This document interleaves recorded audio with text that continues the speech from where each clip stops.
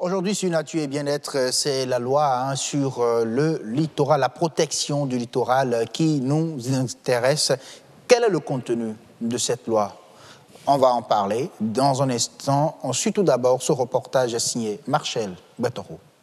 Il faut saluer les autorités qui, depuis 2003, essaient de faire passer cette loi. Et en fin de compte, le 17 avril, cette loi a été votée pour protéger notre côte. Vous savez, nous avons une grande côte et vous remarquez déjà qu'à l'est de l'épi de Siafato, il y a de fortes érosions. Ce n'est pas pour rien qu'on a interdit en temps l'utilisation du sable marin au profit des sables, de l'extraction des sables hors littoral, parce qu'il fallait protéger cette côte-là. Et sur la côte, il y a beaucoup de projets. Et aucun des projets jusqu'à date n'a fait l'objet de l'évaluation des impacts cumulatifs. C'est vrai que nous, on se limite au plan stratégique. Il y a l'évaluation stratégique qui a eu lieu en 2003, qu'on doit actualiser cette année au début de l'année prochaine, plus tard, premier trimestre 2019, c'est dans notre agenda. Mais on remarque que si on ne met pas un frein à l'exploitation anarchique de la côte, avec le changement climatique, nous risquons d'avoir des effets néfastes sur notre côte. Et c'est à dessein que cette loi a été votée. Il y a plus d'une dizaine de décrets qui seront rédigés par la suite après la promulgation pour essayer de réglementer l'installation des populations sur la côte. La côte est un endroit touristique formidable et le Bénin peut tirer beaucoup de la gestion rationnelle et efficiente de cette côte-là. C'est à cause de ça que je salue cette loi, qui est c'est une première. Beaucoup de pays africains n'ont pas cette loi, que nous devons essayer de mettre en œuvre progressivement pour que les Béninois comprennent l'importance des ressources halieutiques qu'on doit protéger d'eux, l'importance de notre plage, de nos côtes qu'on doit protéger pour pouvoir faire développer des activités qui vont nous rapporter des financements tout en protégeant notre cadre de vie et l'environnement en général. Nous avons pris de l'avance à l'agence. Nous avons commencé, on a répertorié le nombre de décrets qu'il faut mettre en œuvre. Il a installé l'environnemental qui sera au niveau de l'agence béninoise pour l'environnement. On prend de l'avance pour que dès la promulgation, on commence à soumettre les décrets à signature pour réglementer ce qui passe au niveau de la plage. Vous avez donc compris, c'était plutôt M. François Corneille Kelouidé, directeur général de l'ABE, qui, bien sûr, saluait le vote de cette loi au micro de Amadine Aliambossou, qu'on retrouve, bien sûr, sur ce plateau en compagnie de M. Philippe Zoumenou, qui est le directeur de la protection des berges et côtes. Bonsoir. Bonsoir. Merci d'être là. Merci. Bonsoir, Amadine. Bonsoir à vous, Assur Gaba. Nous sommes sur la côte du littoral aujourd'hui. Oui, aujourd'hui. Pour parler de cette loi, en réalité. Oui, les députés ont voté le 17 avril dernier et la loi portant protection, aménagement et mise en valeur de la côte littorale. Donc directeur Zoumenou, dites-nous pourquoi une loi sur la protection, l'aménagement et la mise en valeur du littoral. Merci beaucoup, merci à vous. Avant d'en arriver à la loi, je crois qu'il est important de dire que tout s'organise. Vous avez la gestion du littoral, c'est une problématique un peu complexe qui nécessite la mise en place d'un certain nombre de dispositifs qui vont permettre donc aux autorités en charge de la question de faire face efficacement aux divers phénomènes qui se produisent. Nous avons le grand problème de l'érosion côtière que tout le monde connaît. Et il y a le problème de l'exploitation anarchique des ressources naturelles. Et donc, en dehors du dispositif qui avait et qui contenait un certain nombre d'outils, et la loi sur la protection, l'aménagement et la mise en valeur de la zone littorale vient renforcer tous les outils qu'il y avait, renforcer la protection des ressources naturelles, le développement des activités agricoles et socio-économiques sur la zone littorale, et créer également le cadre juridique pour les investissements. Parce que la protection côtière est un phénomène qui n'est pas facile à financer. Et donc, beaucoup de bailleurs de fonds demandent, a priori, qu'il y ait un cadre juridique qui puisse renforcer et sécuriser donc, les investissements. Donc la loi littorale, en fait, vient comme un levier dans le dispositif institutionnel, législatif et réglementaire du Bénin pour renforcer donc la protection du littoral, la préservation des écosystèmes que nous rencontrons. Donc les outils qui existaient ne permettaient pas réellement de protéger nos côtes? En réalité, il y avait un certain nombre de dispositifs. Lesquels, s'il vous plaît? Il y a des plans, il y a déjà le plan d'investissement multisectoriel qui a été élaboré courant en 2016-2017 et qui disons, a recensé, a regroupé toute disons, la problématique en secteurs, en différents segments. La côte a été caractérisée en des segments de différentes vocations. Nous avons la zone industrielle, nous avons la zone récréo-touristique du centre et nous avons le segment agricole aussi de l'ouest. Tout ça a été, disons, répertorié dans le plan d'investissement multisectoriel. En dehors de cela, il y a bel et bien le fait que le Bénin est partie prenante à la convention de Ramsar sur la préservation des zones humides. Et donc, déjà depuis 2000, où le Bénin avait ratifié cette convention, et toute la zone littorale a été déclarée comme site Ramsar. Et à travers cela, donc, il y a un certain nombre de précautions, vous voyez, qui ont été établies donc, pour quand même préserver toujours les espèces littorales.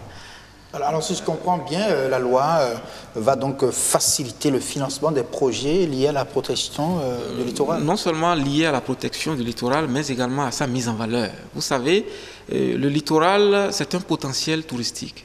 Et le littoral du Bénin particulièrement regorge d'importantes ressources. Nous avons les mangroves, nous avons la lagune côtière, nous avons les chenaux, nous avons le lac Aimé et ses différents chenaux. Nous avons le fleuve Mono qui se déverse avec son écosystème particulièrement intéressant. Et donc, la loi littorale, comme je le disais, ça vient renforcer tout ce qui existe et qui permet aujourd'hui d'avancer. Vous savez, dans l'élément que nous avons suivi tout à l'heure, il y a déjà un certain nombre d'actions qui sont sur le terrain, notamment les grands projets prioritaires de protection du littoral. Nous avons le projet à l'est de Cotonou qui est dans sa phase active, qui se déroule vraiment de manière opérationnelle. Nous avons également un second segment, le segment du centre, qui est destiné à développer le tourisme balnéaire dans notre pays, le segment de Ouida, qui également a bénéficié d'un second projet très important de protection des infrastructures qui vont être érigées dans ce cadre-là. Et donc ce projet également est dans sa phase de démarrage. Nous avons commencé l'approvisionnement. Et d'ailleurs, là, nous avons reçu un premier navire que nous allons réceptionner demain. Bon, je le dis comme ça, au port. C'est déjà arrivé au port. Et donc, l'approvisionnement en enrochement se poursuit sur ce secteur pour que, d'ici à octobre, selon notre chronogramme, nous démarrions les travaux physiques sur ce segment. En dehors de celui-là, il y a également le troisième segment de l'Ouest qui également va faire l'objet donc de traitement face au phénomène de l'érosion côtière. Donc, en dehors de ces actions qui sont déjà palpables, qu'on peut voir sur le terrain, il y a que la loi littorale telle qu'elle a été votée, nous pensons que la promulgation va arriver d'ici à là, va renforcer donc le dispositif. Vous savez, les projets de protection côtière généralement n'ont pas été, ne sont pas des projets qui sont économiquement rentables. Vous savez, et pourquoi? Oui, justement parce que c'est des projets en fait à caractère suffisamment sociaux. Et investir pour protéger la côte, vous voyez, il faut protéger quand même. C'est en fait une question de souveraineté pour le pays. Sinon, le territoire s'amenuise au fur et à mesure. Donc, il faut quand même prendre la décision de protéger. Donc, pour renforcer donc, cet investissement, pour le valoriser, il faut aller à la valorisation, il faut aller au développement touristique. Et la loi littorale, vraiment, est un élément bienvenu donc, pour nous aider à aller au bout de nos idées. Monsieur Zoumenou, pour parler bien sûr de la loi sur le littoral, Monsieur Zoumenou, la loi sur le littoral, la loi sur la protection du littoral est donc bienvenue, vous l'avez dit, et cela facilite d'ailleurs même la valorisation du littoral. Et vous présentiez donc des projets les projets en vue sur le littoral, voilà. Oui, effectivement, les projets qui sont en cours de développement sur le littoral. On peut parler du projet de protection de la côte à l'est de Cotonou, qui permet de gérer la priorité numéro 1, le segment à l'est du port. Ce projet, comme je le disais tantôt, est dans sa phase opérationnelle. Il se déroule conformément au planning prévisionnel et nous pensons que le planning sera respecté pour que les travaux soient livrés d'ici à la fin de l'année et que donc sur les autres segments nous puissions poursuivre.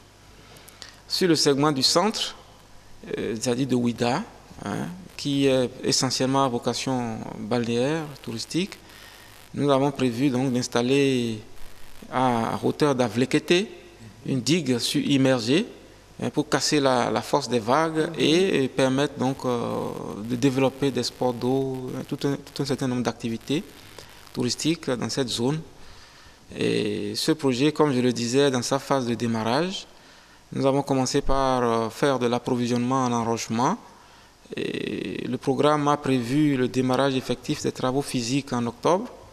Et avec l'organisation qui est en place, nous pensons également que nous allons tenir ce chronogramme. Est-ce que le vote de cette loi aura également un impact sur d'autres projets comme la route des pêches qui est en cours? Oui, vous savez, la route des pêches a été, disons, initiée pour faciliter, pour donner un certain nombre de facilités par rapport à l'utilisation de la zone littorale, d'une part, mais également pour entrer à l'intérieur du pays. Vous savez, avec l'ensemble des projets phares du gouvernement qui sont en train de se développer, notamment l'aéroport international, il faut que les visiteurs puissent avoir accès facilement au littoral, qui est quand même une zone de prédilection pour les touristes. Et donc la route des pêches vient renforcer tout ce dispositif-là. Et je pense que les travaux également à ce niveau, pour qui visitent régulièrement ou de temps en temps ce projet, on voit que les travaux avancent comme cela se doit. Et à quoi doivent s'attendre désormais les riverains, ceux qui se lèvent et s'installent le long des plages pour faire de petits commerces et autres? Tout cela sera désormais réglementé. Oui, d'abord, je crois qu'au niveau du ministère du cadre de vie et du développement durable, il y a eu un certain nombre d'actions et d'initiatives qui ont été prises parallèlement à l'initiation de la loi sur le littoral. Et nous avons donc élaboré au niveau du ministère, par exemple, le plan d'aménagement opérationnel et résilient face aux effets des changements climatiques de la zone littorale, qui vient renforcer le plan d'investissement multisectoriel dont j'ai parlé tantôt. Et donc, à travers le PAO, ce plan d'aménagement opérationnel, les segments ont été caractérisés, et les bandes qu'il faut aménager, quels sont les espaces qu'il faut attribuer, où est-ce qu'il faut s'installer. Je crois que tout ça a été défini depuis la frontière de Kraké jusqu'à Ilakondi. Et donc, quand ce plan d'aménagement va être mis en œuvre, ajouté aux autres projets dont je viens de parler, vous voyez un peu l'aspect que ça va donner. Mais avant cela, actuellement, il est développé sur toute la côte les opérations de nettoyage systématique de la plage et de sécurisation des infrastructures. Donc, à travers cette opération, on a déployé un certain nombre de brigadiers qui assurent la permanence sur la plage pour le nettoyage. Et c'est compartimenté commune par commune, et nous suivons aussi cette activité qui permet de maintenir donc toute la plage dans un état de salubrité que vous connaissez. Je crois que vous pouvez confirmer ce que je veux dire. Oui, alors est-ce à dire et donc les populations en fait auront à, disons, intégrer tout ce dispositif-là qui sera mis en place pour se retrouver donc, dans le développement de leurs activités traditionnelles. C'est pas qu'on va venir créer d'autres activités pour, disons... On fera avec l'existant. On fera avec l'existant. On tiendra compte de l'état des lieux actuels pour renforcer le dispositif. Le dispositif. Est-ce à dire que ces différents projets cités souffraient de l'absence de cette loi? Non, en fait, comme je l'ai dit, la loi vient renforcer tout ce qui existe. Okay. Ça, c'est ce que nous allons retenir, que la loi, en fait, vient renforcer tout le dispositif qui existe, tout ce qui permet d'être là où nous sommes, mais certainement, elle va contribuer à lever beaucoup d'autres financements. Beaucoup d'autres financements. Et qu'est-ce que vous faites au niveau de la direction de la protection des berges et côtes pour la mise en application de cette loi une fois promulguée? Oui, en attendant la promulgation, je crois que les réflexions sont déjà en train de se développer sur l'élaboration des différents tests d'application. Le décret, le DGABE a parlé d'une dizaine tout à l'heure. Et donc, les réflexions sont en cours pour élaborer déjà ces différents tests. Les projets sont en cours d'élaboration et une fois la loi promulguée, je crois que ça va aller vite pour que la loi devienne effective. Merci beaucoup à vous, M. Philippe Zoumeno. Merci. Assem Gavard. Oui, vraiment, merci beaucoup pour ce plateau très intéressant. Merci beaucoup à vous, monsieur.